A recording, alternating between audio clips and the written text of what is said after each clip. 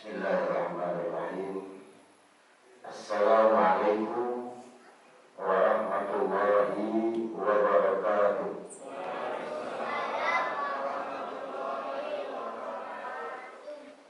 Alhamdulillah.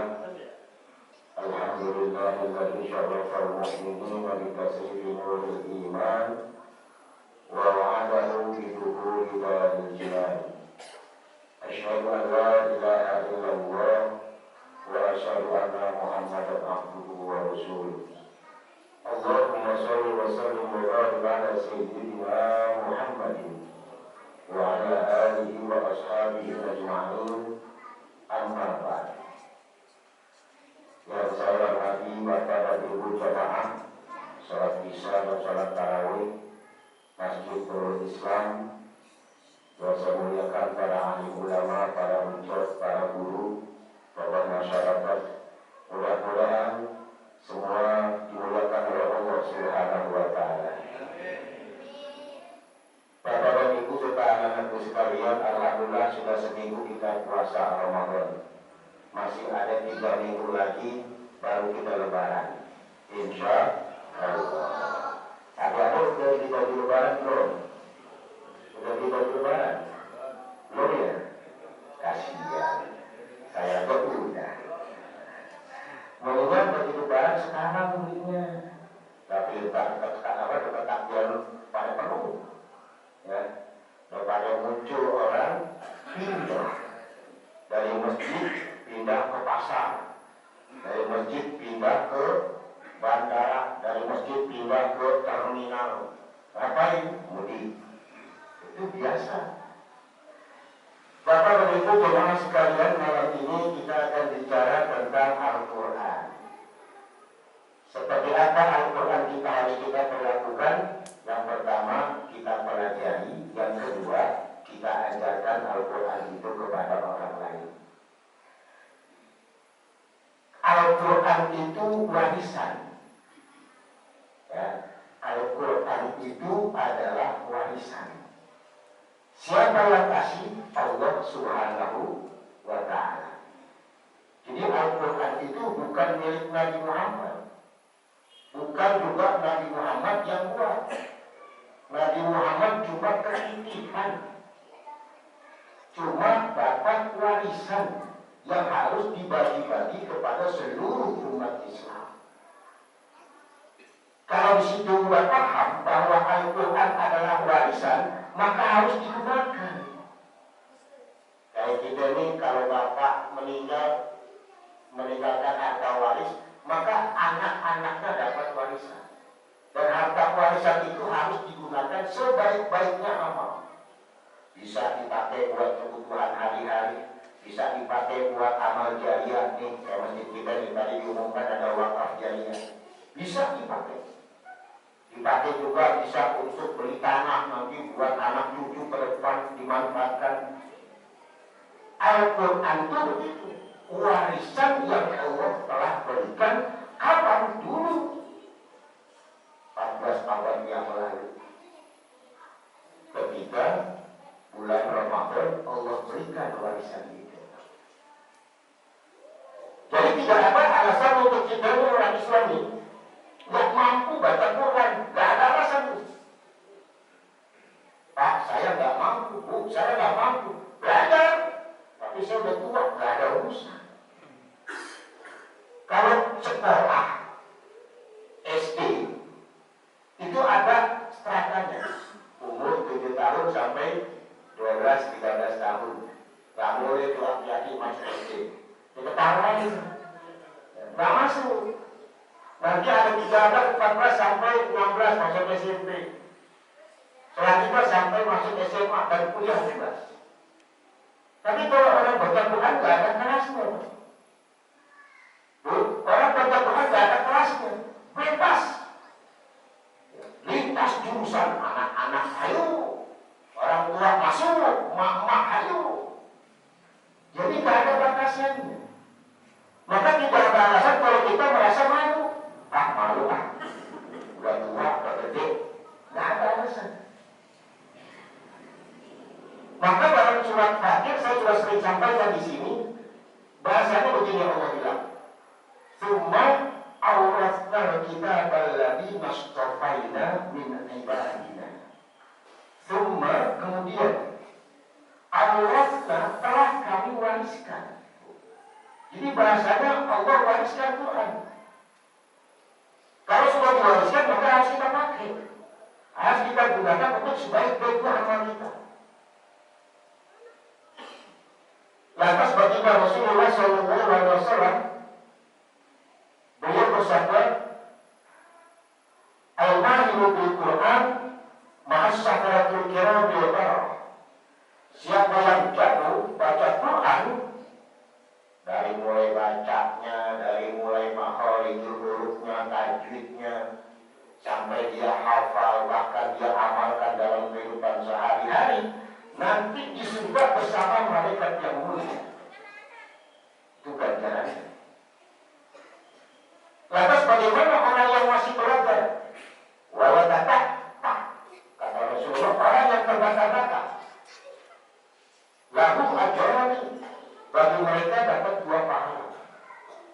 Nah, saya mau tanya ibu, kedengaran ya bu, suara saya dari sini bu? Bu, kedengaran ya bu? Mudah-mudahan bisa jawab nih. Kalau dipuji saya Pak, istri saya belum saya izinkan untuk sholat masjid. Kenapa? Karena ibu-ibu udah sampai daerah buat takut kecemplung. Bentar aja ngomongnya. Alhamdulillah di sini ibu udah adem ya. Adem di dalam, enak, angin, AC. Saya bilang bentar aja lah, saya sama anak saya tak terawih di atas 15. Mau kenapa Bang? Cuma mengalami kemajuan. Ya. Kalau kita di sini udah aman Pak, ya, nggak perlu kehujanan dulu, udah adem di sini. Baik Pak. Nah, jadi saya mau tanya sama ibu dulu. Bu, di dalam Bismillahirrahmanirrahim berapa huruf?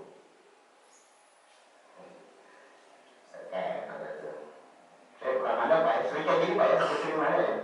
Masih ingat kan? Bu, kalau tahun lalu masih ketemu saya, itu saya tanya sama. Berapa huruf Bu? Bismillahirrahmanirrahim. Ada yang tahu? Kalau tahu saya kasih minyak goreng Bu. Kalau di sini saya minyak goreng. Bapak dah, ibu malu kali hitungin, padahal bisa aja gitu. Pak, berapa? 15, alhamdulillah salah. Berapa? 19, betul. Wah, buat Bapak minyak goreng mana cukup. Gorengannya aja gak besok. Nih, mana kita itu? Nah, ini. Berapa tadi? Ulangi berapa? Berapa huruf? 19. Bismillahirrahmanirrahim. Bagaimana 19? Kita andai coba. Bismi ada ba, ada sin, ada mim. Berapa? 3. Allah, alif, lam, ha. Berapa tuh? 4. 7. Ar-Rahman, ada alif, ada lam, ada ro, ada ha, ada mim, ada nun. Berapa? 13 ya. Ada Ar-Rahim, ada alif, ada lam, ada ro, ada ha, ada ya, ada mim. 19. Mau tahu pahalanya berapa satu huruf? 10. 19 kali 10 berapa? 190. Baru bismillah mana? Dalam Fatihah. Bismillahirrahmanirrahim. Ingat tuh. 190 berapa dan aman. Alhamdulillah. Alhamdulillahirabbil alamin. Berapa huruf? Kita lewek ya. Bakalan urusan kita yang bersyukur. Berarti pahalanya banyak. 10 kali. Apalagi kalau orang yang baca 1 Al-Quran 30 juz dan ribuan ayat kali 10, itu pahala kita. Maka tidak sia-sia orang yang belajar Quran. Sebelum belajar sumber ilmu dunia, agar kita ada baca Quran. Karena sumber ilmu dunia ada di Quran. Mau ngapain? Dokter, kedokteran ada di Quran. Hisab atau aljabar ada di Quran, matematika. Filsafat ada. Tokoh-tokoh ulama-ulama zaman dulu, zaman abad ke-7, mereka bisa diberikan gelar profesor dokter dari Quran. Kalau Ibnu Sina ada kampusnya zaman Ibnu Sina. Tidak ada. Tapi kita bilang beliau adalah profesor doktor. Dari mana dia ilmunya? Al-Quran. Jadi orang-orang yang memang concern dengan ilmu pengetahuan sebelum dunia, dia baca Quran. Maka penting sekali kita sebagai orang Islam tahu kitab kita. Yang kedua, mampu kita baca Quran kita. Satu-satunya kitab suci yang masih otentik Al-Quran. Bukan yang kata itu. Ya. 190 pahala baru Bismillahirrahmanirrahim. Bagaimana kalau kita 30 juz? Subhanallah, luar biasa pahala yang Allah berikan. Kalau yang masih berbeda-beda 2, 10 yang bisa, kalau nggak bisa 2. Artinya nggak ada yang minus, Pak. Jadi nggak ada yang rugi orang baca Quran. Tidak ada yang rugi dan melarat orang yang belajar terus membaca, mempelajari, mengkaji, menghafal dan mengamalkan dalam kehidupan sehari-hari. Nah, mari kita belajar Al-Quran untuk supaya kita concern lagi iman dan akidah kita kepada Allah Subhanahu wa Ta'ala. Yang kedua, terhadap Al-Quran, karena memang itu warisan dari Allah, kita ajarkan buat diri kita dulu. Kemudian nanti ajarkan buat anak, buat keluarga, baru kita share buat orang lain. Supaya apa? Supaya ada nilai berkah. Khairukum ta'allam al-Quran wa 'allamahu. Orang yang baik adalah yang belajar Quran dan mempelajari Quran kemudian kasih ke orang. Ini ajaran Quran. Cuma sayangnya di kita ini guru-guru Al-Quran itu kurang dimuliakan, Pak. Saya berani ngomong ini. Ya. Ini guru yang baru salam. Ini kalau bicara materi, Pak. Guru ngaji itu dalam setahun gajinya bisa beli Alphard, Pak. Saya tak Alphard tahu. Paling murah 1,2 miliar. Ini di guru ngaji itu bisa beli mobil Alphard dalam setahun. Guru ngaji. Kalau kita alhamdulillah guru ngaji. Kasih sembako beres. Aneh, Pak. Padahal Al-Quran itu sangat mulia. Belajar dan yang mengajar sangat Allah muliakan derajatnya. Tapi kita sesama manusia kurang memuliakan. Nah, guru ngaji mah kasih pada seletor juga gitu. Emang gitu. Guru ngaji mah ikhlas. Emang ikhlas. Tapi kan dia mau pakai motor beli bensin, Pak. Masa dia pakai butuh? Tangkap ustaz itu dia itu. Bapak beli bensin? Enggak, pakai butuh aja sih. Meledak ke motor. Jadi harus kita muliakan. Orang yang mengajar Al-Quran harus kita muliakan. Kalau kita muliakan berarti kita muliakan Al-Quran. Kalau kita muliakan Al-Quran berarti kita memakai Allah sebagai pemberi warisan berupa Al-Quran. Nah, ini konsep kita. Jadi pengajar Al-Quran itu adalah orang sangat paling mulia di hadapan Allah Subhanahu wa Ta'ala. Dan ilmunya berlaku baik di dunia, baik di akhirat. Kalau ilmu dunia kan cuma di dunia selesai. Tapi kalau Al-Quran dunia oke, akhirat juga oke. Maka jangan pernah meremehkan orang-orang yang telah jago baca Quran, mempelajari Al-Quran. Ya alhamdulillah, kalau kita ini, imam kita ini, kalau hafiz, alhamdulillah. Ya.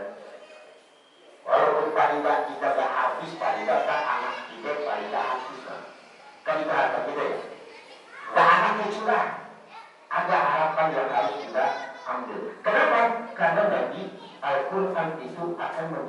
syafaat akan menjadi penolong.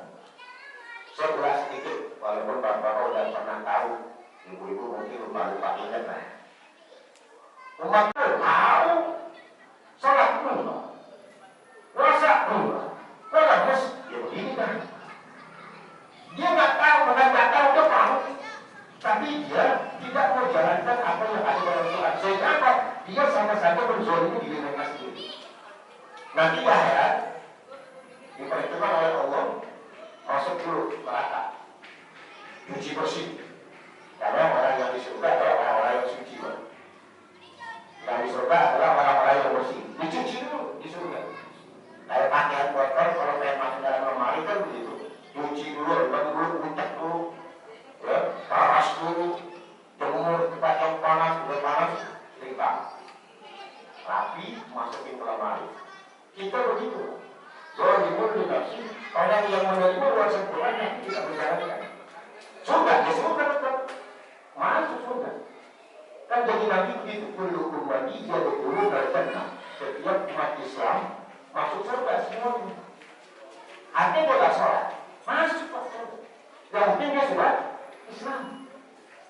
Tapi tadi caranya mampir dulu, cuci-cuci dulu, skin dulu lah, biar bersih. Ya, bersih baru masuk surga. Kemudian yang kedua namanya muntasyid, orang Islam yang di pertengahan. Ya, perintah dijalankan, larangan dijalankan.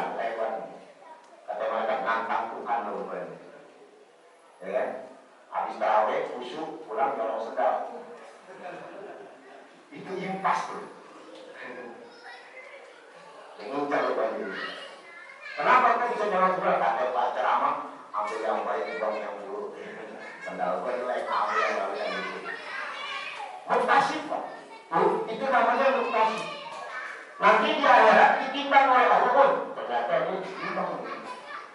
Masuk neraka nggak ada dosa, masuk surga nggak punya pahala. Taruh tengah-tengah. Ada Allah taruh tengah-tengah. Namanya Allah. Sampai kapan dia masuk surga? Sampai nanti Allah berikan rahmatnya. Berupa apa? Kayak dulu di dunia sering baca Quran ya. Kembali ke Quran. Kalau apa? Kalau pernah berikan dia syafaat Quran. Dulu di dunia pernah nggak salat kepada Nabi Muhammad? Kalau pernah berikan syafaat dari Rasulullah Sallallahu Alaihi Wasallam. Baru dia bisa masuk surga. Tapi tak tahu juga berapa lama dia nganggur situ. Kayak orang yang status. Mengenai hubungan tanpa status. Dulu Islam tadi sekarang bingung. Pemilih berapa nah itu yang kedua. Tapi ujungnya masih surga juga. Tetap surga juga. Nah yang ketiga namanya sa'ikum bil khairat bismillah. Orang yang concern jalankan semua perintah yang ada dalam Quran dan dia jauhkan bahkan tidak pernah menyentuh larangan-larangan yang ada dalam Quran. Sehingga nanti di akhirat fadkhuli fi ibadi wa dkhuli jannati, langsung masuk surga. Enggak pakai hitungan-hitungan, langsung masuk. Nah, disinilah umat Islam pada posisi ketika diwariskan Al-Quran. Kadang juga kita melihat seperti itu. Ada orang yang respon banget dengan Quran, ada yang santai, bahkan ada yang nggak pernah sentuh. Cuma sampai ngelak Al-Quran. Kok Quran dilap, iya kan orang Ramadan. Ada bukunya, setahun. Dari baca, berapa itu? Yang kedua respon umat Islam dalam menerima warisan berupa Al-Quranul Karim. Mudah-mudahan kita mampu mempelajari Al-Quran dengan bimbingan Allah Subhanahu Wa Taala dan juga kita mampu mengajarkan diri kita, keluarga kita, dan orang-orang terdekat kita untuk kita ajarkan ilmu-ilmu Al-Quran. Yang terakhir, saya juga titipkan dari panitia, ayo kita semarkan wakaf jariah ini. Insya Allah dalam wakaf jariah ini juga jadi modal kita dapat syafaat Quran, syafaat Rasulullah, dan juga amal jariah yang pahalanya tidak pernah putus sampai akhir zaman walaupun kita sudah meninggal dunia. Mudah-mudahan ibadah kita diterima oleh Allah Subhanahu Wa Taala dan kita mampu menjalankan ibadah puasa sampai akhir Ramadan. Amin ya rabbal alamin. Ini saja yang bisa saya sampaikan. Lebih kurangnya mohon maaf. Wassalamualaikum warahmatullahi wabarakatuh.